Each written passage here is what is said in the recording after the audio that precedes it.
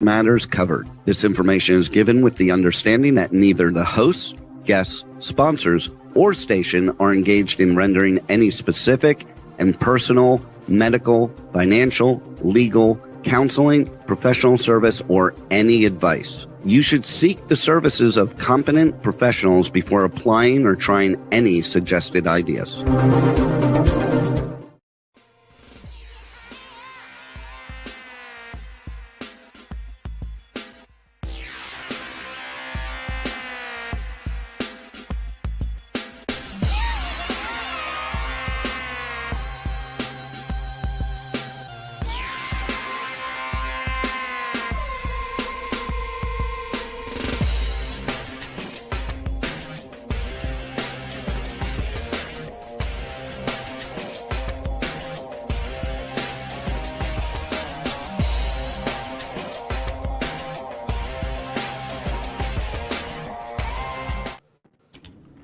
Hey there, it's Brian Sebastian, Movie Reviews and More, and welcome to After July 4th, because we always do our shows live every Tuesday. So Howard, you'll like this. We're on show number 35 for the year, and so our goal is to get to 52 straight weeks.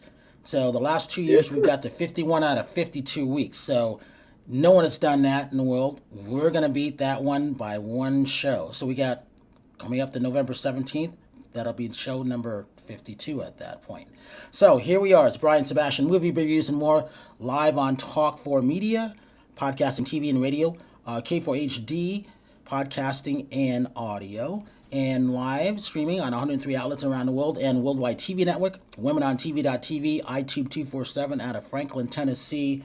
And Howard, you'll like this one. We are at 7.1 million views out of Franklin and counting now. So, with that, got to welcome Howard Wiggins from Nashville, Tennessee. He's always looking good. He's got his top hat on today, and I really enjoy that, so that's fun. And then this is a special one, Howard, because this show has not been booked. It's a last minute in. And I'm like, okay, we got to help these guys with a short film. It's all about finding these films at film festivals, helping that artist, that director, that producer, and sponsoring and acknowledging those writers. Because it's not easy to do a feature film, short film, documentary, you name it. It's not easy to do, right, fellas? But here's the thing. Ethan, I'm going to have you introduce yourself first, followed by Carlos. Go for it. So I'm Ethan Cyr, filmmaker from New York City, born and raised in the city, making content, basically my whole life. And we recently created what hopefully will be the first of many episodes of a new superhero series. And yeah. All right, Carlos, talk about this. I mean, so it's interesting to see that I see more co-directors now, which I think is kind of cool. But you guys actually have one other person too, don't you? Yeah, we do. So Ethan and I and our third partner, Dakota, we all grew up together in acting circles and comedy circles and filmmaking circles, doing stuff. And we can't seem to stop working together.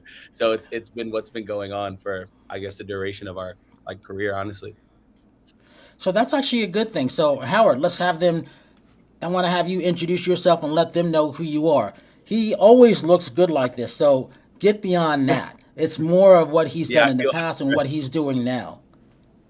Okay, I'm Howard Wiggins. I'm son of Little Roy Wiggins that helped with the Grand Ole Opry, plays steel guitar behind Eddie Arnold.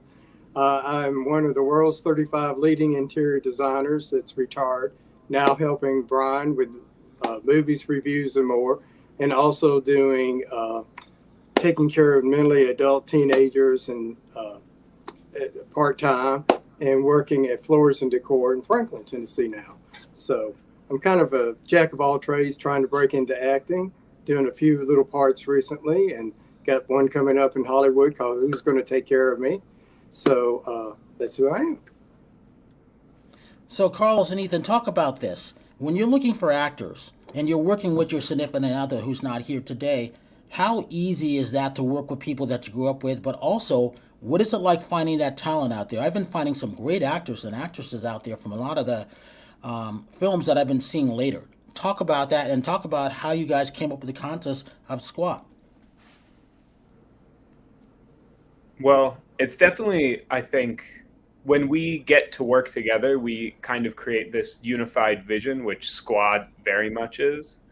And getting to work with those actors and encountering kind of these interesting new perspectives and interesting new artists, I think it's always a very entertaining thing, getting to see a new person's take on something we, either we co-wrote or we're co-developing.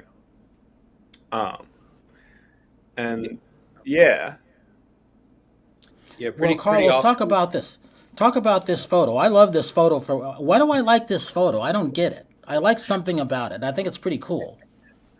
Yeah, I feel like I think my favorite thing about this photo too is and shout out to Ethan. He wears more hats than you think. He did a lot of our costume design and a lot of our color scheming. And so one thing I really like about this photo is it does have that like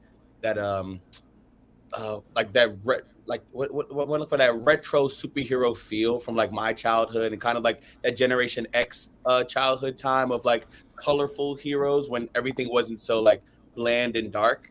And I think you get a lot of that from this pic. At least I do. Like I get a lot of like color and like, okay, these guys are heroes, but it's also going to be fun at the same time, which is I think due to the costume design and also the logo design was Ethan as well.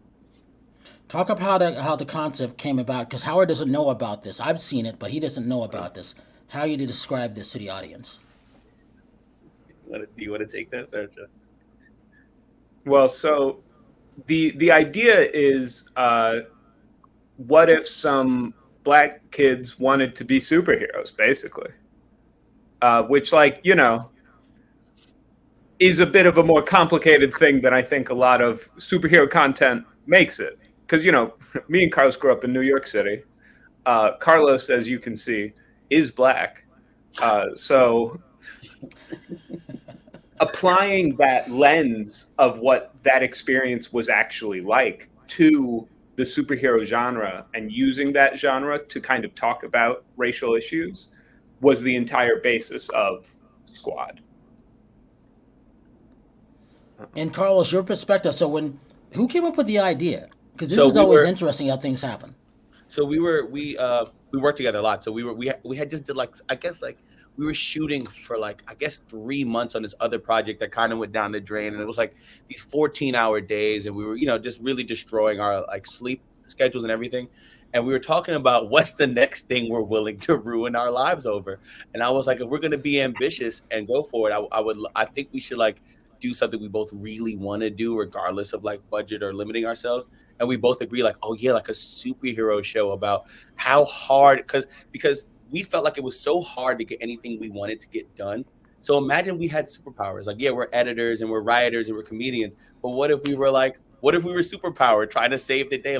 How difficult would that be as, with our group of friends? How hard it is to make a movie? How hard would it be to save the day? Really? It was kind of the gist of it. Okay, I'm going to ask you this. I got to start here. What superhero would you be and why? So for me, if it's in the DC world, I'm Flash. If it's in the Marvel world, I'm Doctor Strange. Ethan, you? If it's DC, I want to be Superboy, mainly because of how uncomfortable he makes Superman. Because I would love to be able to do that, to just make Clark Kent very, vaguely uncomfortable, vaguely put off by his son. And if it's Marvel, I'm not so sure. Maybe I'd be Tony Stark. I would do a lot with those billions. I like that. Okay, Carlos, you're next, powered by Howard. Go ahead, Carlos. If it's Marvel, I was gonna take Tony Stark, but I'll switch that. Marvel, and I'll be Ant-Man because growing and shrinking is hilarious to me. And I think that in my day-to-day life, besides doing hero stuff, I could bother my family a lot, which is very important to me.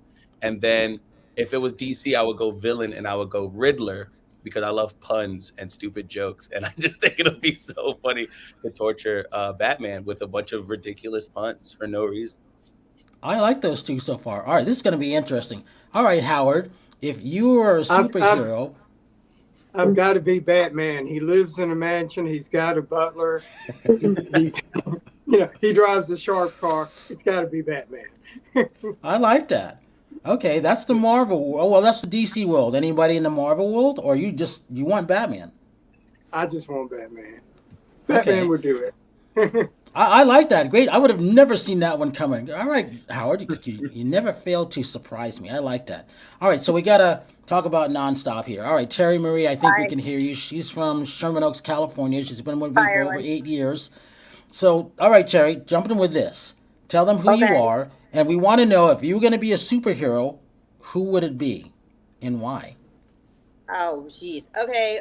Well, my name is I'm Terry Marie Nonstop for many reasons. I'm in the world of fitness.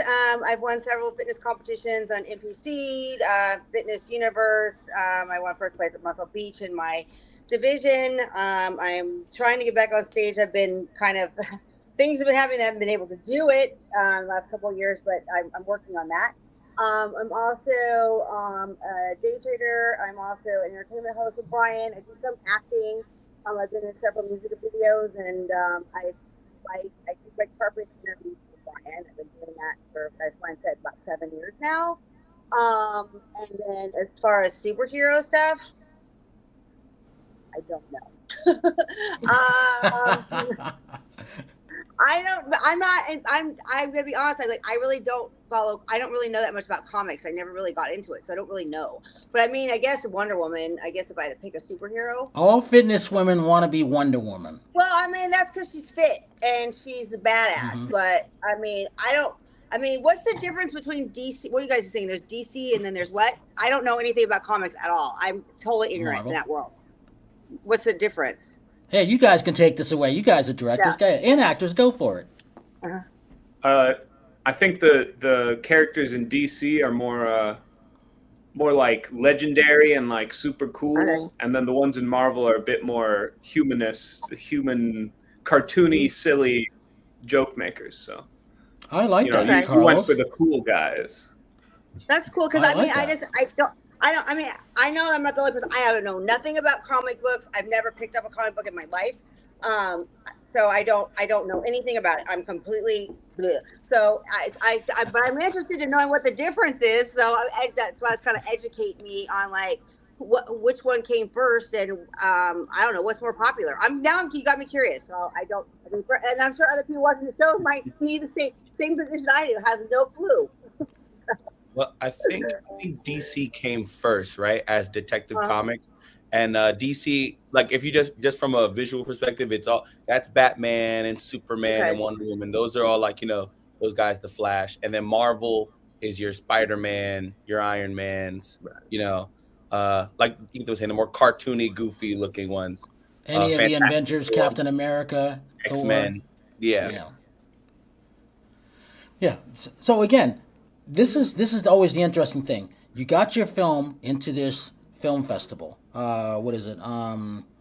It's a world premiere of the New Jersey Shore Film Festival. And I think it's the next 2 days, I believe. This is what you guys don't know, because I'm used to picking films out of a film festival and getting them in. It's not easy. The fact that you guys got into a film festival, congratulations. Because you don't know how many films are going in. And the fact that you can get an independent award, that's even better. Talk about this poster. You guys got some great photos. I love these posters. Yeah. All right, Carlos, we talk about this. Yeah, Carlos. It's just so funny to me because S.Q.U.A.D is I'm not sure if you guys have seen it or whatever, but S.Q.U.A.D is very it's just very funny, and we spent so much time working on the jokes and making the characters look funny to me. And I just remember this day. We were doing our last day of shooting. We had the studio with the green screen up, and we were just taking as many like group photos as possible and doing a lot of improv work. And I don't know, that has sparked a lot of funny memories for me. That poster right there is just so funny to me. Hey, Ethan, when it comes to like I said, getting into a film festival, people always want to get into a Sundance. When I said, don't go to Sundance, go to Slamdance, or go to Santa Barbara, or find those niches, Atlanta, Dances with Films, whatever the case may be. Any film festival you get in, imagine all the people that do not get in. And there's a lot, and they spend a lot of money wanting to get in. I mean, that's the process. It's a whole nother world. That's the whole different scene. So congratulations that you guys won something on that, because people don't think about that. They just think they're going to get in. It's not that easy. And you got to pay to get in unless you know someone, Talk about that experience when you first found out this out.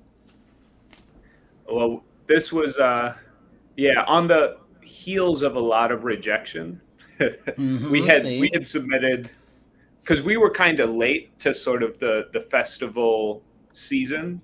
So we were like submitting kind of last minute to a lot of places, which like I know typically doesn't bode well for you when you're like kind of sliding in. Because we had so many special effects that like, took forever. But yeah, getting to hear that the Jersey Shore let us in was really great, especially because like I grew up going down the shore to like the beaches and stuff, so I'm pretty familiar with it, and it's like a nice little, it's a really nice place to get to go, like bring the crew and go hang out for like a weekend and get to enjoy the whole thing with a crowd of people.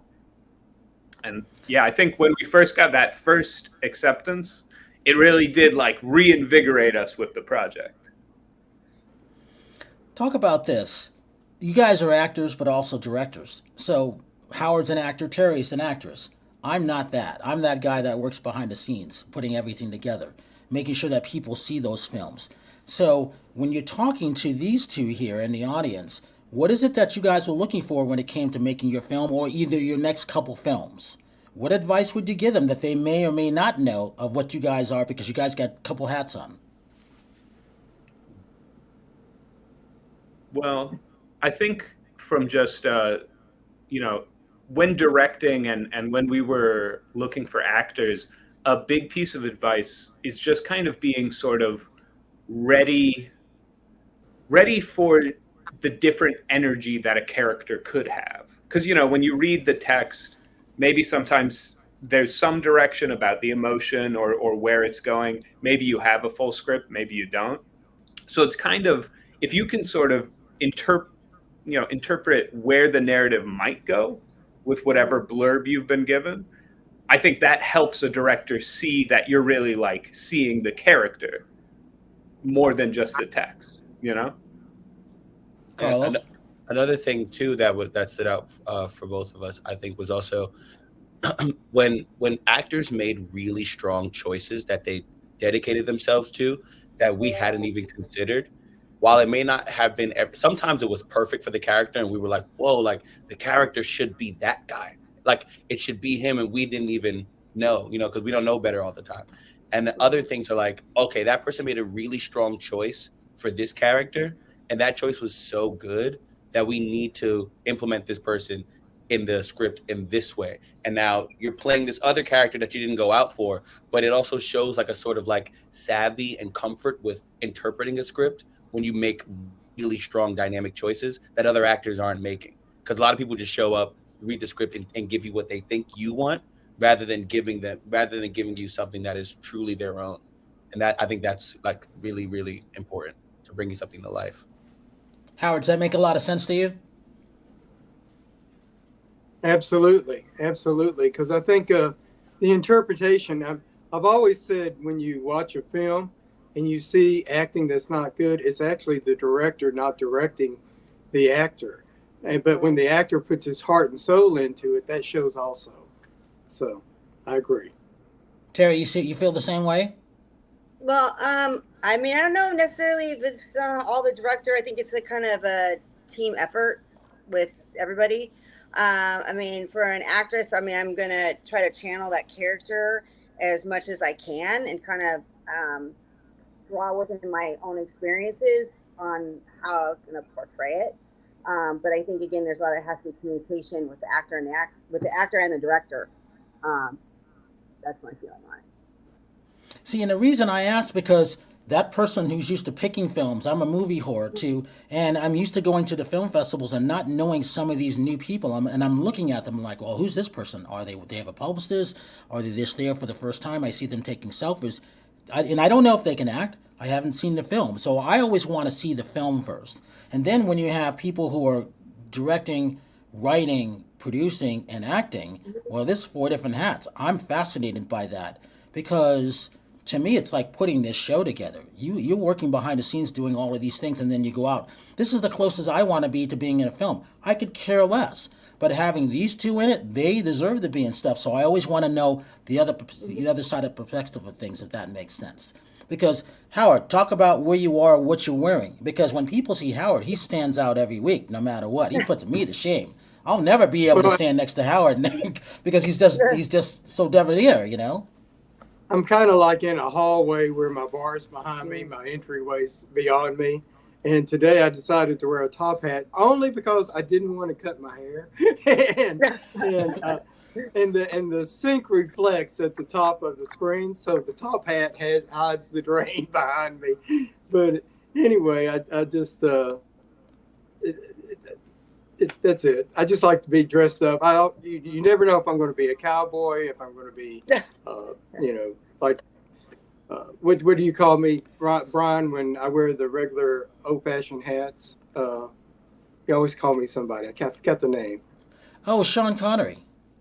Sean Connery. Because he looks. See, these guys are nodding. They know because he could look like John Voight. He could look like Sean. He could look like Howard. Yeah. And you never know because he's got different looks. I have a slouch hat. I like changing my looks because I guess it's part of the actor in me. I want to portray a role and show a different side of me every time. So I just like dressing up. I even posted one picture of me, if you look down my Facebook, where I was a superhero. I don't know if you've seen that yet, but it's on my Facebook page. All right, Rebel. Let's take a real quick of something that I chose this week for Howard, and then we're gonna go to Terry. All right, give me a second because I have the trailer pulled up. Can we go for the trailer first? Yeah, let's do it.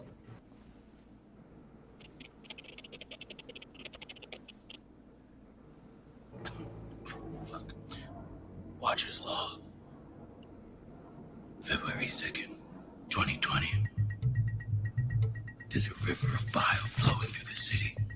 It pours out of the high rises, and the high rises are full of bile, and the people flow down from the high rises to drink from the river of bile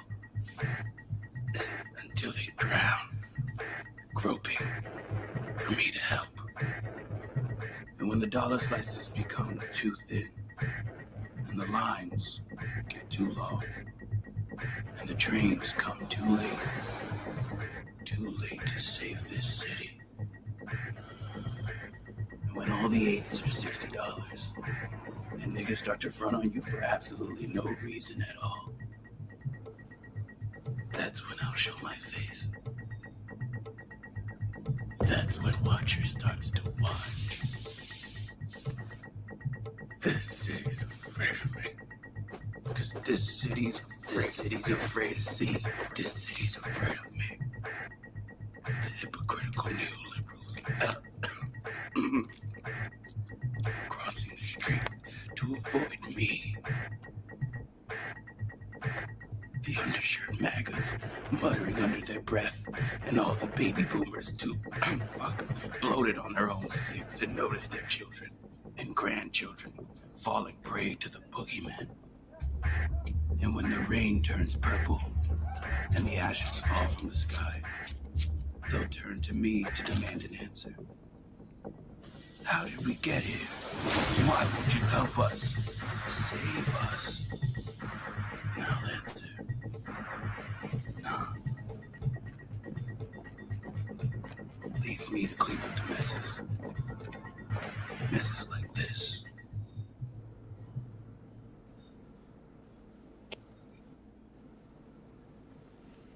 So, Carlos, when you see this, what's your first reaction?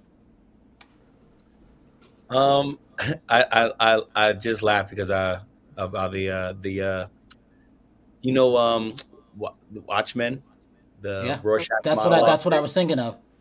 Yeah, so doing that voice was just so like painful and difficult to do. I just think about us sitting with Ethan and our sound guy doing that for like 30 minutes, trying not to scratch my throat or damage my voice. I also get excited for the rest of it too. And Ethan? I think about how cold it was filming all that. Because that was about 4 days outside on the street in like February. All of that little 2-minute thing and it was cold. So. All right, Terry, we get to go to you. Terry, are you good when it comes to auditions on tape, or you'd rather be in person? Let me see. I don't know. I'd like to be in person, to tell you the Why? truth. I don't know. I always enjoyed theater more than recorded stuff because it's live. I don't know. It's just kind of how I was trained, I guess. I don't know. I just kind of prefer to do it live in front of a director than to record it.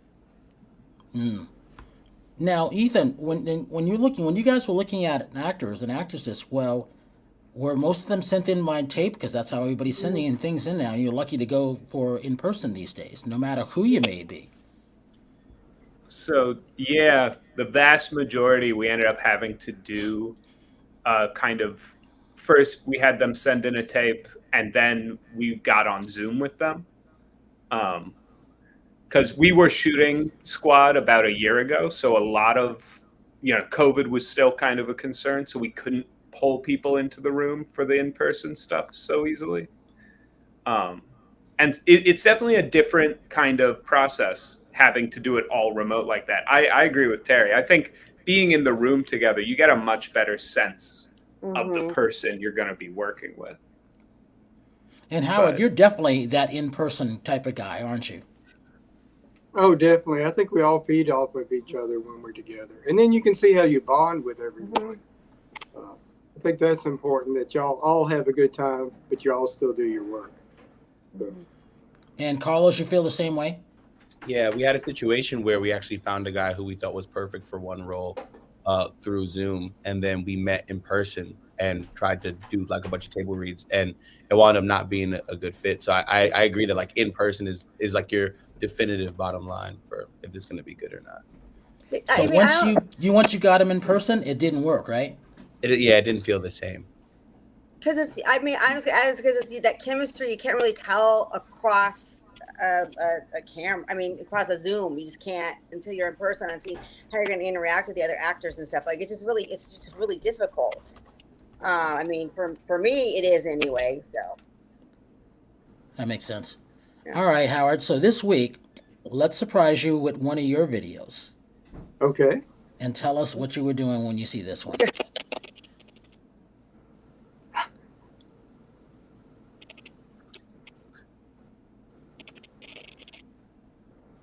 Now, all right, Howard, where was this one at? So the thing about Howard, we have a 9-second video of him, which is at 194,000 and climbing, which I would have never have saw. So Howard likes to dance, no matter what song it may be and whoever's there. And all of a sudden, people start dancing with him.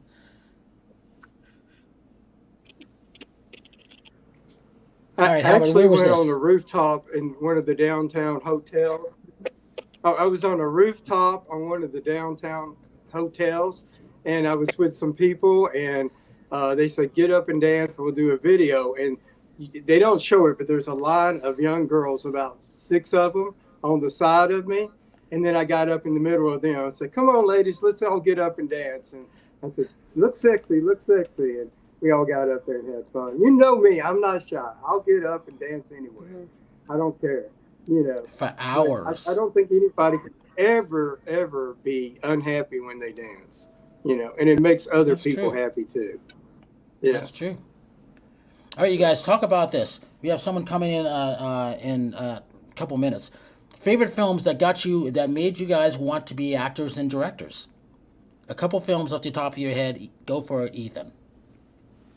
I would say definitely Airplane was a big inspiration for me of wanting to kind of go into it. And then also, I would say the kind of the Watchmen movie gave me this very strong desire to create and be kind of that superhero character as well. I think like the marriage of those two has been my goal. So. And Carlos? I really liked Spaceballs growing up, and which is that Star Wars parody. Mm-hmm. And then I also liked Good Will Hunting a lot when I was like a teenager. Which I was like, man, I'm smart too. and then I was always a big TV sitcom guy too, growing up. Full House, Scrubs, that sort of thing. was more You of know, like when I my. saw this, I was thinking of you guys. Did you guys see The Strain? That made me Yes. feel of The Strain, and I'm like, I kind of know where they're going, and I thought it was interesting. So now that you mentioned Spaceballs and Airplane, absolutely, I know what this was gonna be. So Howard, when you thought about it, after you were done being one of the world's best interior designers and everything like that, was there one movie that you just said, I can do this, and I'm going to do that? Actually, I did my first movie, Who's Going to Take Care of Me, where I played a ghost. And then the second one I did, I was a zombie. I think where I get to dress up and become a character, that's what it's about. I become that character. And it's not necessarily the movie, it's just who I'm portraying. So I'm more of a character actor, I guess. You know, I want to become somebody else other than who I am, you know. And Terry? Me, it was more of just being in theater at a young age. I started being in theater when I was like in sixth grade, just in, grade school productions and stuff. So that kind of got me into it. I think the first character I played was a bird in a play when I was like 10 years old. So it was just basically just, getting on stage and having that, I don't know, that feeling of having a live audience. That's like I just enjoy theater. I really enjoy theater more than I do behind the camera, as I said before. It's a different animal, and it's a lot of fun. That makes sense. Yeah. Hey, so for Ethan, give your social media links for everybody. So I'm really only on Instagram at Rainbow Hoodie Gang. And we also have a S.Q.U.A.D Instagram at S.Q.U.A.D TV Official. And Carlos? I'm on Instagram at Carlos the Fifth, and our squad Instagram is S.Q.U.A.D TV Official on Instagram as well. Howard, and then Terry, and then we're gonna get to Emily. I'm Howard Wiggins, Facebook, plain and simple. So. Terry Marie Nonstop on all social media platforms: Instagram, Facebook, Twitter, TikTok, and then my website is terrymariaofficial.com. And I've got some of my hosting videos and some of my fitness stuff on there. So beautiful Emily, I actually know who you are. So welcome to Movie Reviews and More. These directors, Ethan, Carlos, are two of our co-hosts out of the 12. Howard Wiggins from Nashville, Tennessee. Terry Marie from Sherman Oaks, California. And where am I at? I'm in North Hollywood. No, I'm in Van Nuys right now. But in general. All right, so Emily, let's talk about you. I love the stuff that you've done. I talk about the founder of Public School Pictures, first of all, and all the things that you do. And I like the fact that you have a podcast. I think that's great. Thanks. I appreciate it. It's so much fun to get to chat with people and ask all the questions that I don't generally get to ask them in our production meetings. So the podcast was a way to get to know them and their process and share that with all the listeners. So you're going to be at Outfest. And Ethan, his is going to be at the New Jersey Shore Film Festival. So it's kind of about film festivals in a way, too. I just finished with Dances with Films in California. Before that, the Greek Film Festival, Latino Film Festival, and what was the other one I was at? The Jewish Film Festival. So, I want to talk about the film festivals because I know what it's like to pick these films and to make sure that they get in and that the audience comes to see them. It's not an easy thing, and Terry was with me when I was helping run the Hollywood Film Festival, putting all this stuff together.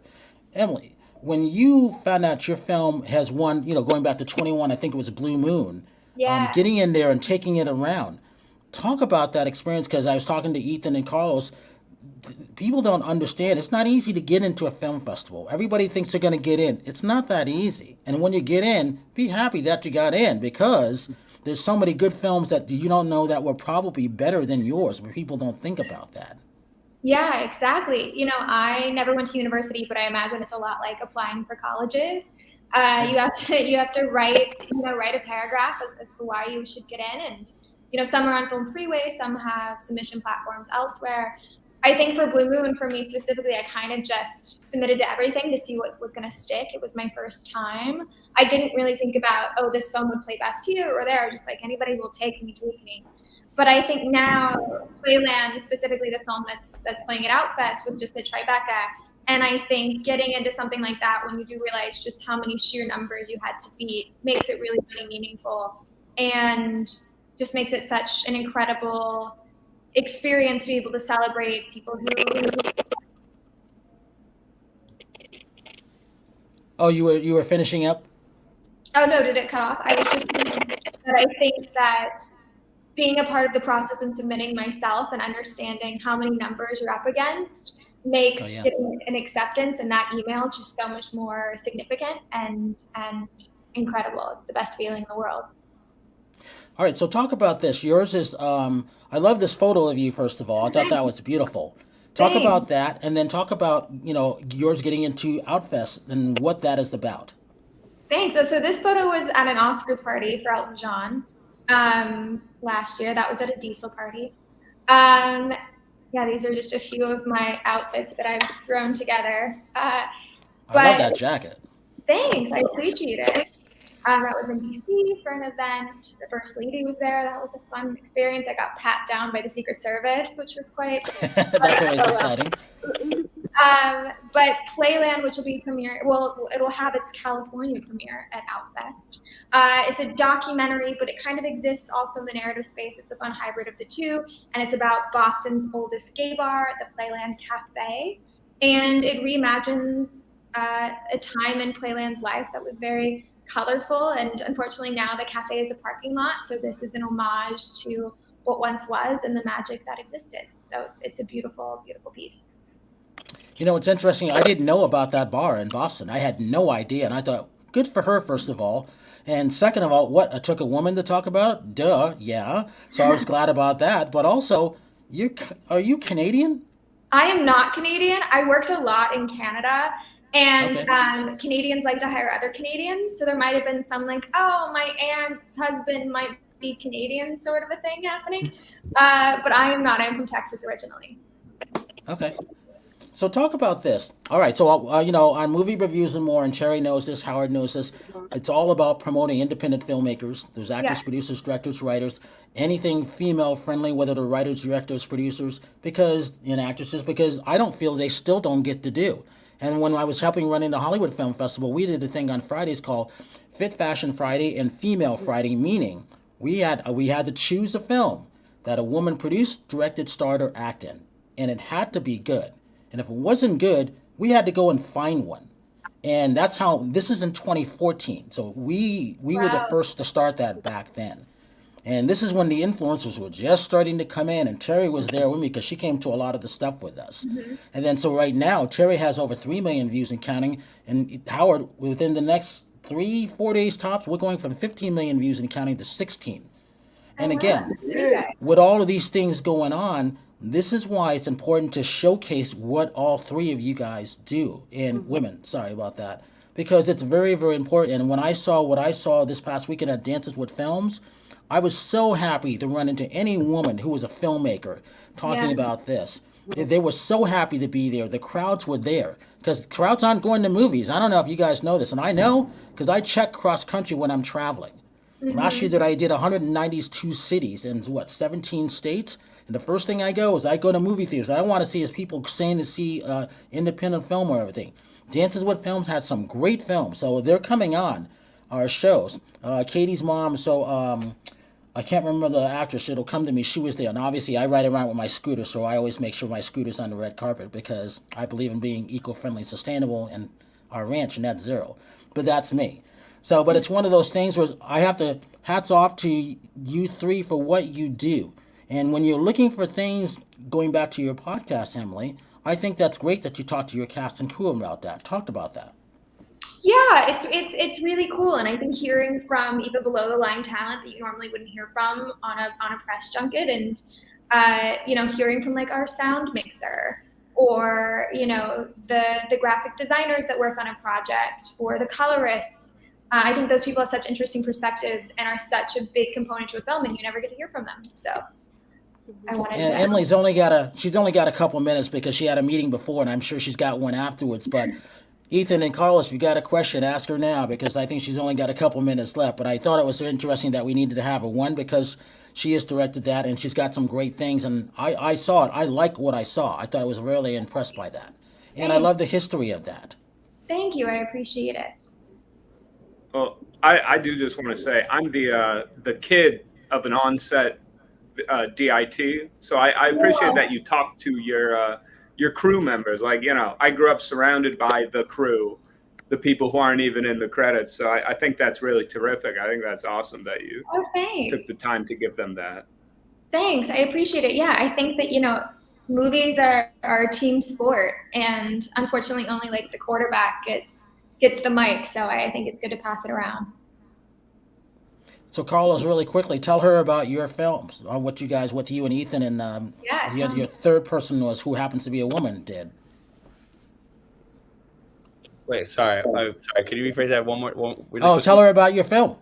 I was gonna say, I did want to ask a question about how you wound up even making a documentary with a narrative spin about a gay bar in Boston, being from Texas. And how that came about. Yeah, so I'm one of the executive producers on the project. Jordan West is the writer and director, and they discovered the Playland Cafe, I think, when they were deep in the archives at the Boston Library.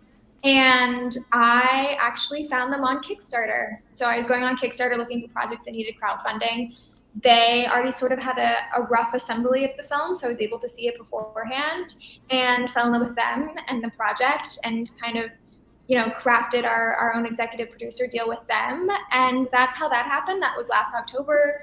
Premiered at Rotterdam. We just played at Tribeca, playing at Outfest. And then now we're doing their second, which is a narrative feature, their second project with them as well. So we kind of found good collaborators in them, but it was kind of chance through me like scrolling Kickstarter. So that's how that happened. Cool. Emily, talk about this. What do you hope the audience gets out of seeing your film? I hope the audience understands how important places that make you feel like home are, and how unfortunately queer spaces are becoming fewer and fewer, and how important they are to protect. And your chosen family is just as significant as your real family. So. And give your social media links for everybody to reach out to, and fans, people who have not seen that movie yet, because it needs to be seen. At Public School Pictures, you can find where Playland is playing, along with all of our other projects. And then I'm at emilyruhl, and that's RUHL. And Howard, talk about this. Talk about what it's like. And Emily, actually, I want to get your take on this too. Emily, let me get you first. Do you like being in-person auditions, or do you like tape auditions? Because that's what we were just talking about. Because I could see you would have to walk into the room. I could just see the room. I've had to walk into the room, and it would give me severe anxiety. Really? Severe anxiety. Yeah, because you're in a room with various iterations of yourself, all of your like second cousins, and you're kind of staring your competition up and down. I booked something in the room, and I booked something on tape. I kind of like tape because then you get to do it multiple times, but there is something about the magic of when the mic drops and you did it and you can walk out of there. There's something special about that. But I think a tape, because you don't have to be a one-take wonder. You can do it as many times as you want. So Howard, I love what you said about you going in, because you would have to see Howard in a room, because you never know. He's never the same person. He never wears the same thing. And, you can see he's in Nashville, Tennessee, Emily, so he's wearing a top hat. Why? Because Howard could get away with wearing anything. How do I know that? Because I've hung around him for the longest time. But I think that's iconic, because I can't do that. I would have to, I've always said, even on job applications before where they went online, I just need to get into the room. I can get into the room and I can meet anybody. But if you can't get into that room, some people are, you're out of luck. It's true. Sometimes it doesn't translate on tape, and there's a magic to it in person. So I will see you at Outfest. You're more than allowed to stay on and get off when you need to, because I know you have other stuff you have to do. But it's one of those things where talk about the date, when it's going to be seen, and I will most likely see you there. And I'm I'll probably be, if I'm not on the carpet, Terry will be on the carpet. But one way or another, I'm definitely going to be there, because I haven't been out Outfest in a couple of years. Okay, great. Yeah, it's next Friday, 7 p.m. We're at the Red Cat in downtown Los Angeles, and it's called Playland, and you can get your tickets on Outfest's website. Terry, talk about this. It's always important. Again, showcasing women. We got about 6 minutes left, but always showcasing women's products. Companies, films, fashions, all that stuff. Why is that important for a woman to have everything showcased these days? Because I believe in that. We always have, going back to how long we've known each other. It's always about showcasing those women's products and those great independent filmmakers, producers, directors, brands, and everything like that. Why isn't it? I think it's to help small businesses, and just to to help other people get products out there that don't really maybe not have the avenues to showcase their talents. whether it be an actor, an artist, a fitness person. I don't know. It's just always putting out that positive energy to the universe.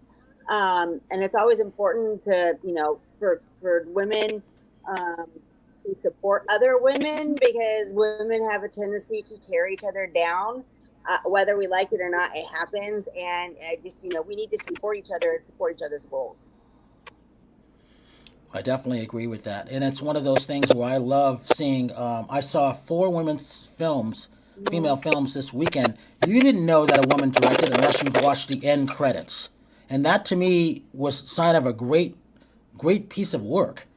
And even as I'm watching the credits, I like to always stay to the end credits, like we would stay for a Marvel movie or a DC movie, because I want to see where they cast it, where it was shot. I'm old school when it comes to that. I think it's important. I'm thinking of all those people who worked on that film, because as I was looking at the stuff for another short film that was sent to me today from Outfest, and then something else I was watching from Greek film festivals, you guys get your heart and soul into these things, and I want more people to understand it's a lot of work in what you guys do.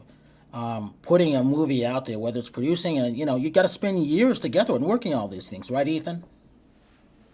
Oh yeah, it's a, like Emily said, it's a team sport, and it takes years and all sorts of coordination to pull off. So. And then when you're casting, it's funny when I remember Russell Crowe coming in. He loved our radio room. And he goes, I love this room because I get to be myself. I hate TV, I hate print, and I hate online because they put words in my mouth. You guys let me speak. And I never forgot that.